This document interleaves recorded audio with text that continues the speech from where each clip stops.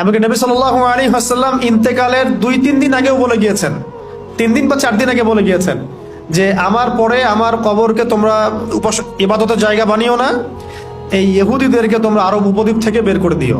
কথাগুলো দেখেন ভালো করে, খেয়াল করে। শেষ মুহূর্তের নসিহত এগুলা।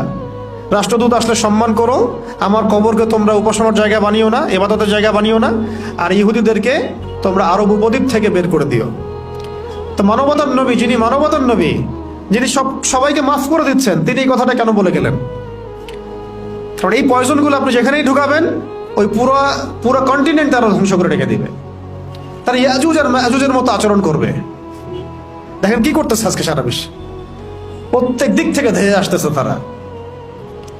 কোন ডিপার্টমেন্ট বাদ দিয়েছে তারা ধ্বংস করার, এবং কোন ডিপার্টমেন্টটা বাদ দিয়েছে যেখানে ওরা আধিপত্য বিস্তার করে নাই? এখন এগুলো আস্তে আস্তে ওই আখিরুজ্জামানের দিকে যাচ্ছে, কিন্তু আমরা অনেকেই বুঝতে পারছি না। অনেকে মনে করছে এগুলো মনে হয় পলিটিক্যাল প্রবলেম, এগুলো মনে হয় ইকোনমিক প্রবলেম, এগুলো মনে হয় শুধু সাম্রাজ্যবাদী আগ্রাসন। ব্যাপারটা এমন না। ব্যাপারটা হচ্ছে এখানে মসিহুদ দাজ্জালের একটা রোল আছে, এবং সে এবং তার অনুসারীরা মিলে এই বিশ্বকে শাসন করার মিশনের দিকে এগিয়ে যাচ্ছে আর কি। ওই চেষ্টা ওদের। তারা কি পারবে? কিছুদিনের জন্য, অল্প কিছুদিনের